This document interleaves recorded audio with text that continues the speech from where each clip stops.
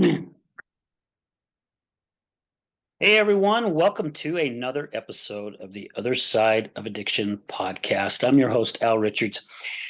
Guys, our guest that we had lined up today had some things happen. It seems like that's been going on a lot lately here with our guests. They've had some either family emergencies or something's happened at work and they've had to reschedule. So I wasn't going to do a show, but I was talking with somebody at the gym this morning. And they said, "Hey, have you ever done a solo show?" And I got thinking about it, and not really. I haven't done a solo show in over like 100 and almost 70 something shows. I've never done one solo. So today is the day that I do a solo show. And it's kind of weird because I don't have a guest to talk to. However, I have all of you to talk to. And you guys, man, I love every single one of you. I appreciate your support and all your love.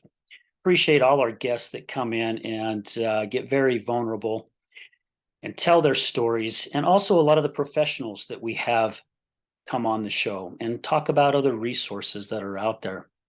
So, as I got thinking about it a little bit more while I was at the gym, I thought, you know what? I'm going to do a show that just talks a little bit about AR, the other side of addiction. It's going to be a short show because I don't have anyone to carry on a conversation with, even though I carry on a conversation with myself quite a bit throughout the day. However, we won't go that way. And first off, I just hope everyone's having an amazing day and life is treating you guys with a smile. So, where I wanted to go with this today, you know, when I first started doing this podcast, I shared a lot of my wife's story. That's basically what started this show. It wasn't until January of this year where I really started talking about my journey, right, with my 8-year weekend cocaine and alcohol use. And it's opened up a lot of things for me. And it's brought a lot of new people in my life, which is kind of crazy. However, an individual told me that's what would happen. And he was exactly right. That is exactly what's happened. I've also had the blessing of being on a lot of other addiction podcasts, amazing podcast. There are a lot of them out there. And I promote every single one of them. And I've had some people even say, "Why do you promote other addiction podcasts when you're trying to do your best to promote yours?" Easy answer. It's because we gotta support one another. The whole purpose of doing these shows is to spread the word, right? And one of our missions, which you guys have heard me say on the show many, many times, one of our missions is to get rid of the stigma and get people to understand more about those individuals who battle addiction, that it's not the drugs and the alcohol and the eating and the porn and the sex and the gambling or the gaming. That's just band-aids. They're battling something deep, deep inside them that they don't want to feel anymore. And that's the purpose or the reason why we go to other things, whether it's a substance or whether it's a food or something on TV or on screen. We want to numb ourselves from it, right? Because society has got us believing that we're not supposed to feel these feelings. And I am now a true believer that when we have these feelings, it's okay to feel them. Hit them head on. Don't stay stuck there. Feel them. Go through what you're going through that day. Release it and move on. Some of the things that we promote here on the other side of addiction. Basically, it's a podcast focused on addiction, an engaging, informative platform that explores various aspects of addiction. We like offering valuable insight, and a lot of our guests offer that valuable insight. Personal stories. My gosh, we've had some amazing, amazing stories on the show. And many of them I have got pretty emotional. And I get a little emotional even just thinking about some of the guests that we've had on the show that has shared their life journey, going, my heavens, if I went through what they went through, I would probably be in their shoes. We also like to bring experts on, people who deal with trauma, people who deal with functional health, people who deal with sound therapy, music therapy, meditation, yoga, other recovery centers. We have a handful of people that we back on our show, places that we feel are really, really good recovery centers. And, there's a lot of them out there. However, there are also some that are not really there for the individuals that are there. They're there for the money. However, I do believe that the people that we support are there for the individuals. And why I personally feel that way is because I get to interview a lot of them and I get to meet them firsthand and I get to hear their journey and their story. And I've learned a lot about these facilities. And that's what they're all about, man. They're all about saving people and individuals and helping these individuals dig deep inside and figure out what it is that they're hiding from, what it is that they don't want to feel. And to me, that's huge because we bury a lot of things deep inside of us that we don't want to feel. And we want to forget about them. And they're never going to go away. Even when we're taught how to do that, those things are still there. However, these places teach us the tools that we can use to help us, right? So we don't go back to using, or we don't go back to eating, or we don't go back to gambling, or whatever again it may be. This is also a podcast about raising awareness and foster the understanding, provide support for individuals struggling with addiction and those affected by the addiction. That's why we call our show The Other Side of Addiction. 2 reasons, really. Those who are on the other side of addiction, like I was on the other side of my wife's addiction and not understanding it, and spent many years being her therapist that I sucked at, in all honesty, to understanding more about what they're going through and understanding and learning the tools to use to help the individual, the person that we love dearly, help them get through this battle any way possible. And it's still a struggle, right? Because we watch them go up and then we watch them fall, and we watch them go up and we watch them fall. It's hard to watch. Very, very hard to watch. However, when we learn the tools being on the other side, it helps us just a little bit more. And it helps us understand and know what words to use, and also how to set our own boundaries, right? Addicts, when they go in recovery, a lot of places teach your boundaries. And we all should all have boundaries, right? We should all have our boundaries in a box. And there are certain things that we don't allow inside that box. And those who are battling the addiction need to have that box. And us on the other side need to have that box too. It helps protect us and it helps keep us sane a little bit anyway. We also like to cover a wide range of addictive behaviors. We've had most people on the show that come in and they talk about the drugs and the alcohol. We've had a couple people come on and talk about sex and porn. We've had a couple people come on and talk about gambling. I am looking for someone with eating, though, as well as gaming. So if you guys know anyone out there who has battled that battle, please pass my information on to them, because I would love to have them come on the show.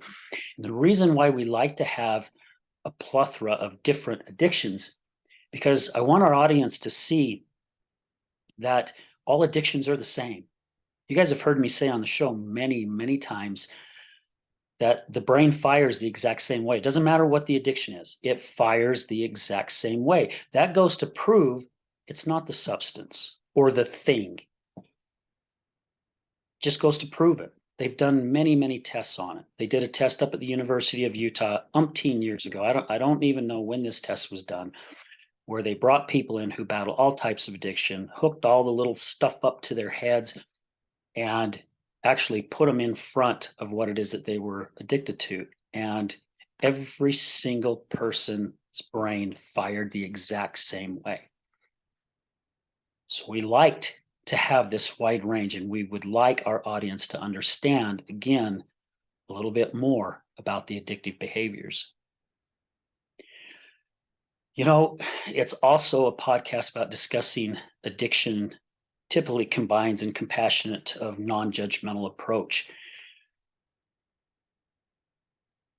The non-judgmental approach, again, this is another one of our missions, is that stigma. We want to get rid of that stigma that is out there. I'm just as guilty. I'm not innocent, by all means. I've gone downtown many, many times, and I've seen the unsheltered. I've seen people down there drunk as could be, as high as can be. And I've made those comments in my own head, as well as people who are in my vehicle. Why don't they get their together, their crap together? Why don't they make something of their lives?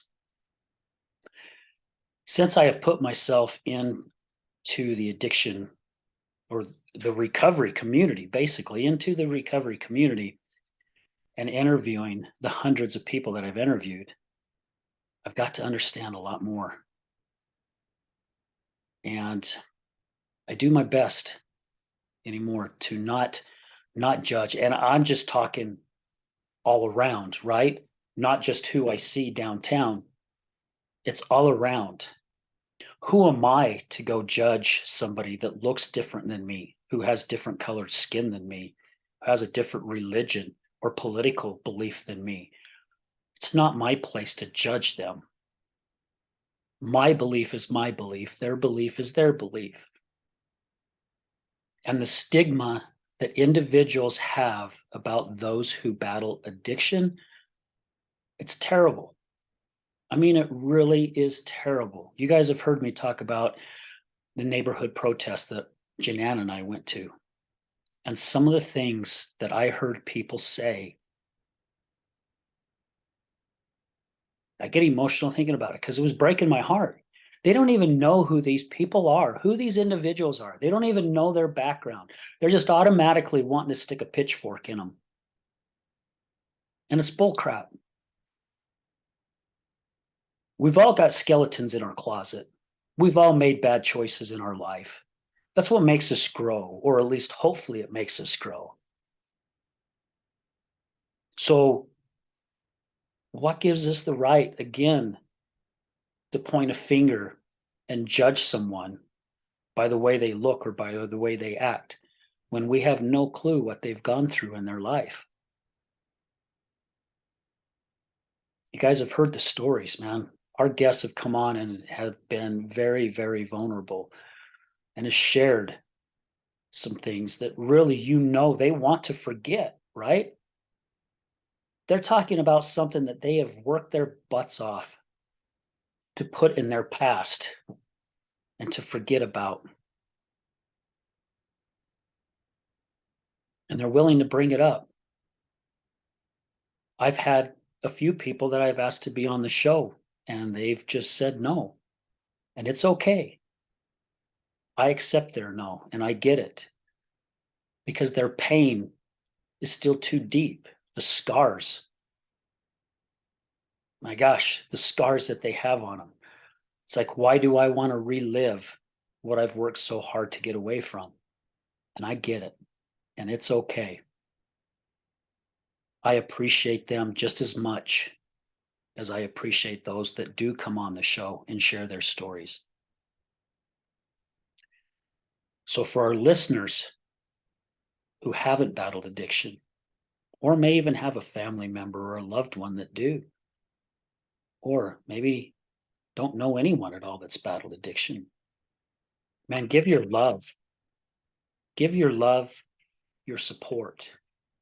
Let them know they're important, because the majority of these people, I want to change how I'm saying this. The majority of these individuals are amazing. They're just lost. And all they're looking for is some love, and know that they are worth it, because the majority of them, like I'm getting ready to say here, feel like they don't belong in society. We all belong in society. every single one of us. If all of us learned how to love and respect each individual out there, again, no matter their race, religion, political beliefs, whatever, it's to love. Now, there are some things I don't agree with, right? There are some people that I know that believe some stuff that I'm just like, yeah, whatever, okay. And there are some people that I want to keep at a distance. However, I will not treat them rudely. I will still treat them with respect because they are another human being. We don't like to be attacked. None of us do. But yet, it's okay if we decide we want to attack someone else. Why is that? I don't get it. Why is it okay for us to feel like it's okay to attack and belittle someone else when we don't like that to happen with us? So something for you guys to think about. We've got a lot of good shows that are coming up. We've got a lot of great guests that are going to be with us. And we're doing everything we can to work on a studio. We're also doing everything we can to bring in more professionals. And guys, again, I would like to have more guests come on who are on that other side. Now, we're all working to go on the other side. Even those who battle addiction, who are on long-term recovery, they want to get on the other side of the addiction. That's why this title to me is so cool, because there are those who are on the other side who have loved ones and family members that are battling the addiction, and those that are battling addiction want to get on the other side of the addiction. But I'd like to have some more guests come on who are on that other side that don't battle addiction, to share their stories and what they're going through. Because for a long time, you guys have heard me say that I felt like I was alone, like I was the only one going through it. There are hundreds and thousands of individuals going through it. They don't know what to do. I talk to people probably on a monthly basis that reach out to me that say, I have a son or a daughter or a husband or a wife who's battling addiction and I don't know what to do. I'm at my wit's end. And I get it. I was at my wit's end. I don't know how many times.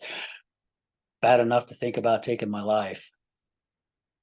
And I don't want to see anybody do that. I don't want to see anyone who cannot handle the bull crap that's going on around them and just want to check out. Number one, your life is worth living. Number two, that individuals that's suffering needs you. And number three, there are lots of people that need you. So please don't think that. We have a lot of resources here on this show, man. Reach out to us. There are some amazing people who we have built relationships with that I could get you in contact with. And if they're not able to help you, believe me, they know someone that can. So that's some of the missions that we have here on our show. I think we've also talked a little bit about on the show about relapse prevention. And, I have come to believe what our good friend Dave DeRocher at the Other Side Academy believes, that a lot of recovery centers tell you that you're going to relapse. And I think that is a cop-out. It really is. It's just like my dad told me years ago when I got into high school. He says, all I ask is for you to at least get a C in every single class, nothing below. Yeah, I was a teenager. However, adults do it as well. So I'm only going to work that hard, right? I didn't push myself hard enough. Why? Because I was told I didn't have to. If you're told that you're going to relapse, you're going to give yourself every reason why you relapsed. It's because of this, or it's because of that. It's just excuses for us. Life threw me a curveball. I swung at it and I missed 3 times. I struck out. I'm going to go get drunk. I'm going to go snort some coke. I'm going to stick a needle in my arm, or I'm going to smoke something. And again, it's a hard battle. It's easy for me to say. It's definitely a hard battle. We've also talked a lot on the podcast about spirituality. You know, I don't want to talk religion, and religion doesn't need to be talked about. There are other platforms for that. Spirituality, to me, again, my belief is much better, at least for me in my life. Many of our guests have shared on the show that they couldn't have done it without a higher power. And they're 100% right. I would not be where I'm at today if it wasn't for a higher power. We give thanks for a lot of people that have come in our life. And these people that have come in our life, apologize, guys. My wife's running the sink. I know you guys can hear this.